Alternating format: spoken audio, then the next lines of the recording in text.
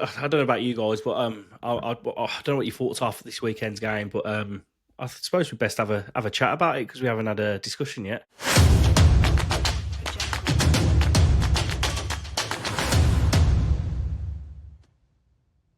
Welcome back to the latest episode of B6 and Beyond. You are here with me, Cory and Matt, to preview the Leeds game this weekend at Elland Road.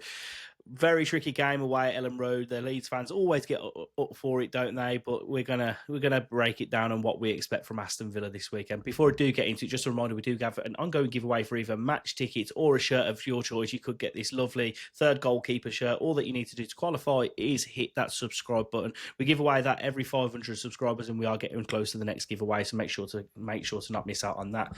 So let's get straight into it. So Unai Emery obviously had his press conference today, and he's basically said in so many words the players of there or thereabouts. We've seen that Andres Garcia is back in the squad. Then it's basically waiting on to see if Onana is potentially going to miss the game. He's going to train tomorrow. I'm led to believe.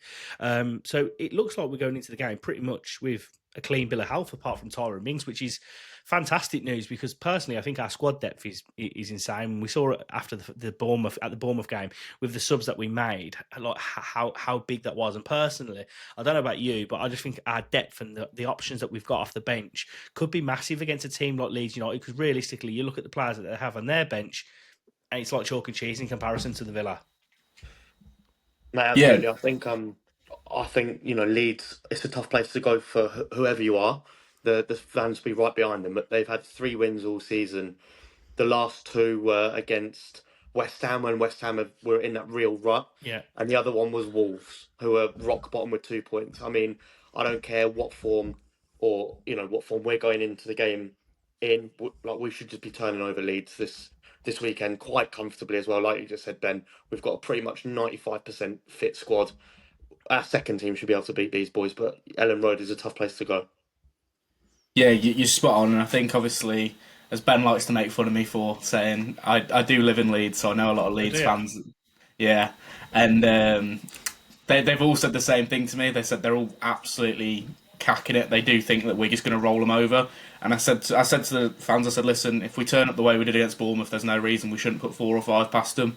And the thing we've added to our game as well, which is really helpful, is those long range goals. I think before the last 2 goals in the Bournemouth game, the previous 5 are all from outside the box, and that's something that we've always struggled against low blocks, and that's something that's helped us massively this season. So I expect Leeds not to necessarily play in a low block. I think being at home, they'll try and sort of go at us for the first 20 minutes or so. But if we can withstand that, we'll just grow into the game and go from there, really. Well, typical away performance from the Villa under Unai Emery is controlling that ball, isn't it, for the first 15 to 20 minutes, silencing the crowd, and building into the game. I just personally think that we've got far too much quality for Leeds, and I'll put my neck on the line, and anyone that does see this, if they want to clip it up, carry on. But realistically, we are far better than Leeds. There is not one Leeds player that gets even in Villa's team. I said, just for your benefit, Matt, I said to Cory offline the other day after I did my combined 11 that Lamar Bogard is our 5th choice centre midfielder behind Yuri Tillemans, Onana, Kamara. I'm missing someone, even John McGinn at centre midfield. So they're probably 5th choice. They would snap up Lamar Bogard on loan, and he would probably get in their team. So if our 5th choice centre midfielder is getting in their team, it just kind of shows you the levels to the side. When we are able to say, like, oh, Onana's missing for the game potentially. Oh, I know what we'll do. We'll just bring in Yuri Tillemans, probably one of the best centre midfielders in the Premier League last season. That is the kind of levels that Aston Villa are currently operating at. And realistically, not one player gets in our team. And you look at their bench, and it's appalling. I think the one thing we've got to get used to as well, like for Villa now, and it is something that has just come over the last few years, is we are a team where the likes of Leeds, Sunderland, the teams that are coming up and the teams that are in that lower half, they're looking at us the same way as they look at approaching a game against a Liverpool, Man City, Spurs now, because I'm not saying we're at that level. Well, I mean, to be fair, we beat City 3-4. Don't sugarcoat it. We are absolutely fucking massive. We are sort of at that level now where we're playing top tier football, and that's something that we've got to get used to. We've got to get used to the fact that these teams are going to come with a set way, and we need to be able to do what has made City, Liverpool, Arsenal, these massive title challenges where they'll go to these games and they won't drop points. They'll go and win. I mean, Arsenal will drop points; they always do. But City, Liverpool, they don't drop points against these teams for a reason because they know that they can't, and that's what we have to do now. But I'd love to see Ollie Watkins grab a few this weekend just to give you that God, confidence boost. But even if he doesn't, the rest of the team, Buendia has been pulling the strings recently. Rodgers has been growing back into his old self. Onana's been popping up with goals, like you said, Ben. We've got Tillemans to come back, probably play maybe his full first 90 in a long time in a Villa shirt. We've got so many options. It'd be nice to see Sancho have a run about as well, to be honest. I wouldn't put it past him starting, to be honest with you. Yeah. We'll see. I think the back. We might as well touch on the team here, what we think it's going to be. But I think the back four and the goalkeeper pretty much picks itself. You know, Yeah. Martinez, Cash, Conceição, and Luca Dean. As long as they're all fit, which we're led to believe they are, that is the team. You know, it will be Kamara and Tielemans, potentially Onana if he's fit. But I think. Why would you start him if he's carrying something? You're going to probably play Tielemans. John McGinn, I would assume, would start on the right because realistically, their only threat is Okafor, in my opinion. He's the only one that I could see potentially causing us any danger. And I'm not being funny. If you've got Matty Cash and John McGinn against him, sorry, pal, you're going to have a real hard day. You're not going to do absolutely nothing. And then personally, I would like us to line up similar to how we did against Bournemouth. Why would you change that team? I would go with Rodgers, Buendia, and Watkins. Yeah, so would I. I think Mallin's had a decent international break as well. Scored a really lovely goal for Holland. He's been more ruthless in front of goal when he has played this season so far. But again, another great option to bring off the bench if Watkins hasn't got his goal or Leeds are looking slightly leggy. Bringing on Marlon, who's rapid for the last 20, 15 minutes, it'll cause problems anyway. So, mate, I'm feeling confident. I'd also make an argument for Jadon Sancho potentially get his first start. I just think someone with that sort of directness of, listen, we know that sometimes we are happy to let teams have the ball, so we might be happy to let Leeds have the ball and hit them on the counter attack. And if you're going to do that, you need a Marlon or a Sancho player who's going to be direct and just run at them. So over who? Potentially Buendia, I would assume. Yes, or McGinn, just because obviously, as much as I love McGinn and he's been brilliant, he has obviously had that international break where he's deserved his celebrations and stuff. So it might be worth bringing him on. Game in the Premier League, though, he asked. Oh no, I completely agree. I wouldn't personally drop him. It probably would be first one name day of the team sheet for me, mate. To be honest with you, at the yeah, moment, it would probably be one day for me, just because of. Listen, one day has been brilliant, but I do think we need someone with a bit of directness, whether it's Marlon or Sancho, who's there that comes on and does it. Regardless, Corey, if we play McGinn out wide, or we play either McGinn in next to Kamara, or Tillemans isn't there, or Nana's injured, we should just have enough within the squad to even if we mix and matched it a little bit, we should have enough to beat. Yeah, definitely. No disrespect to them, and their fan base at Elland Road is class. They make a lot of noise, but this season they've been really poor.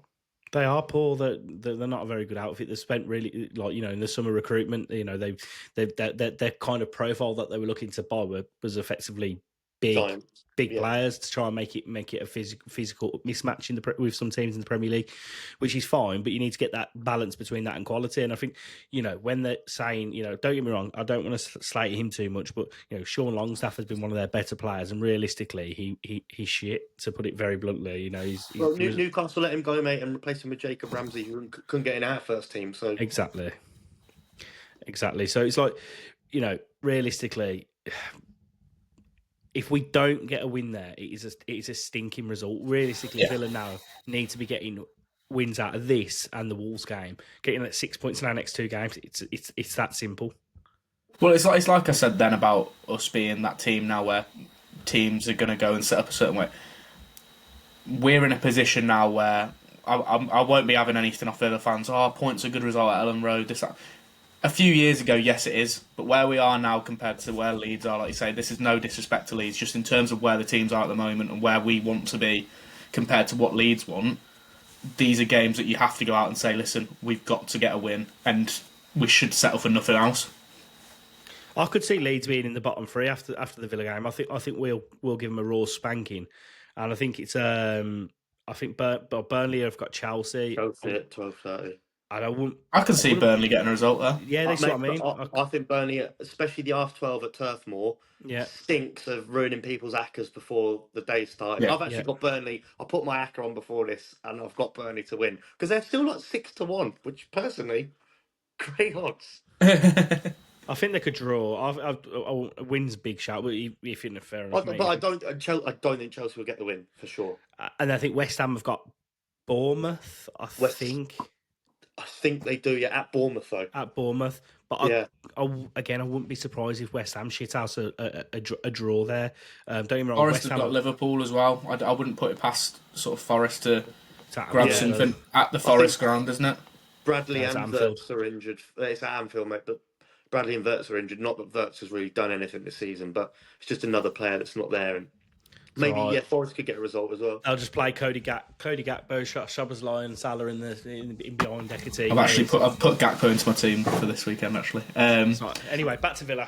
I think an important thing to touch on. Obviously, I know Ben, you're sort of the host, but is there anybody who we're sort of looking at from Leeds' perspective and saying could cause us some trouble? No, apart from Okafor, that's the only one I'm worried about.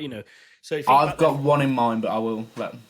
I was going to say, think of the forwards. They've got Calvert-Lewin. Shit.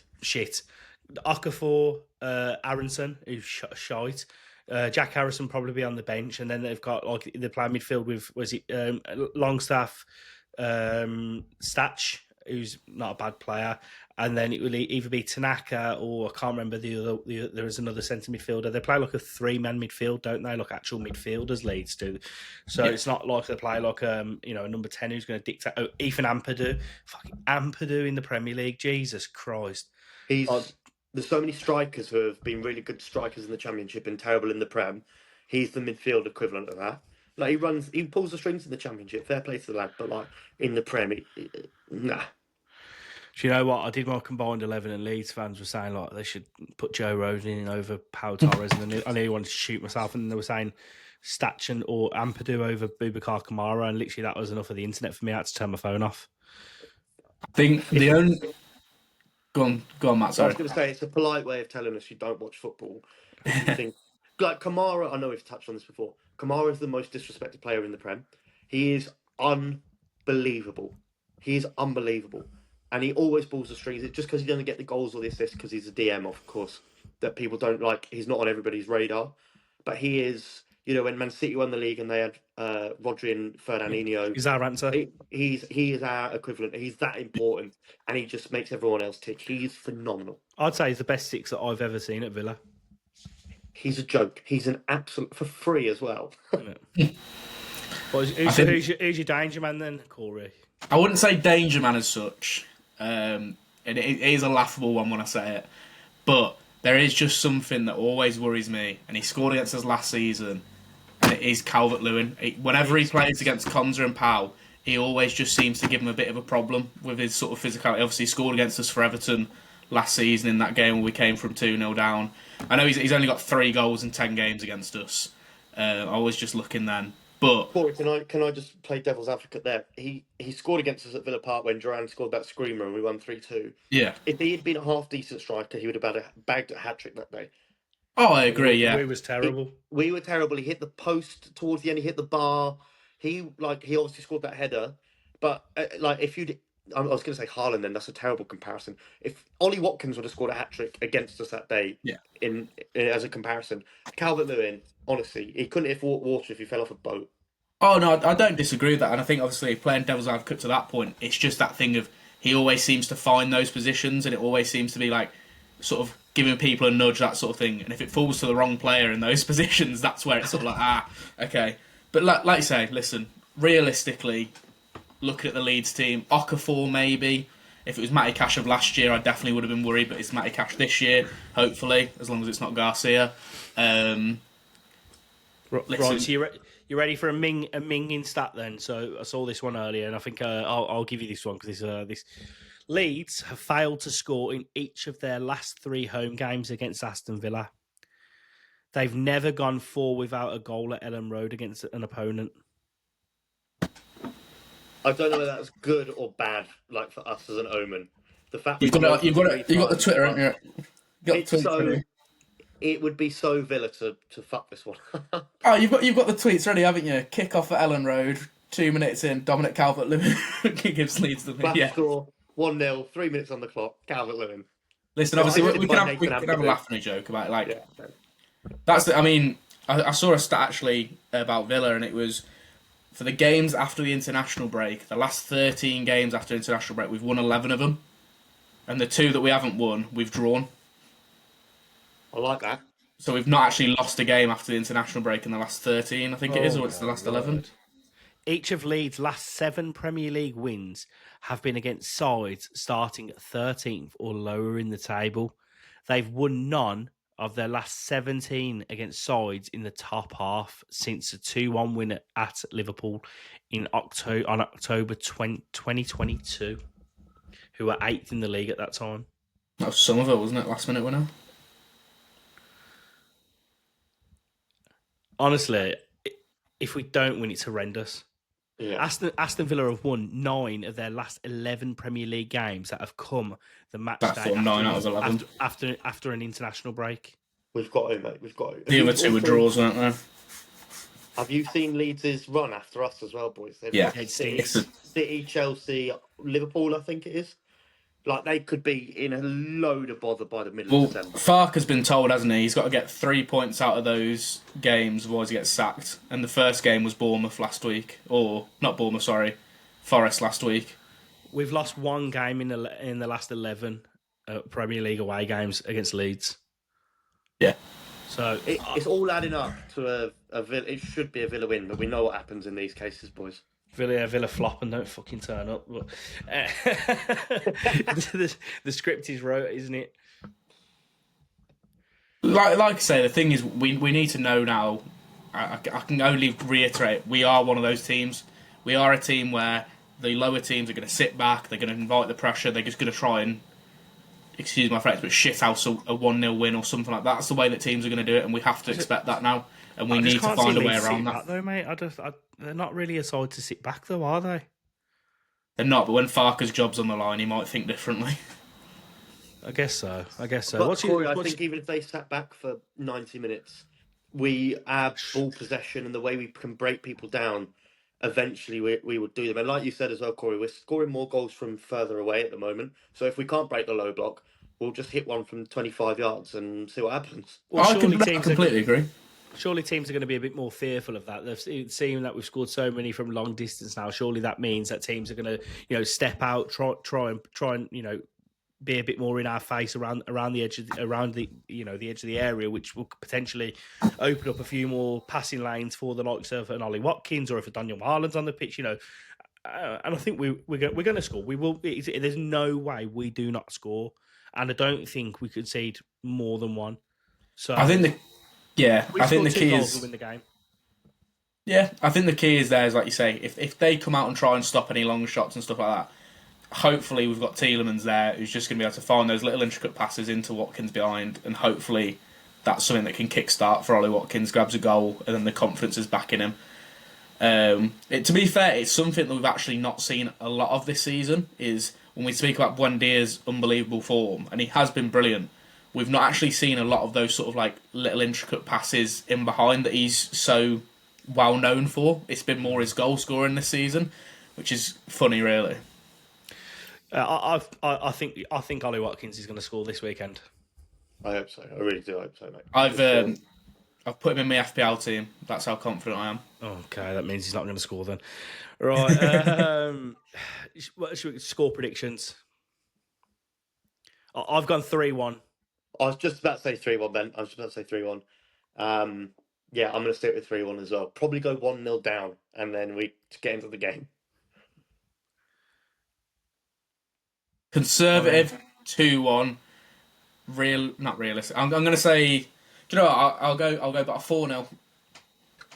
But yeah, that was a bit on the other end of the spectrum. I'm just thinking. I'm like, it depends which Villa turn up, but 4-0. Why not? That's always the way with Villa, isn't it? Yeah. If we turn up, we can batter. On our day, I hate this saying, like on our day, but on our day, we can beat anyone in the Premier League. Beat anyone in the world on our day, as we showed last year against PSG and Bayern. It's so funny, isn't it? Because you look at those games like against City, for example, the last few games where we beat City 1-0, and in all of those games we could have won all of them 3 or 4-0, and then we'll go and do what we did to Bournemouth, where every shot we have just seems to end up in a goal. Yeah, well, hopefully that's the same story on the weekend. So I think we'll leave it there, gents, because I think we've covered everything we need to. So on that last note, just make sure to drop a like on the video. We have a goal for 20 likes on the video. And final one from me and the lads. Up the Villa.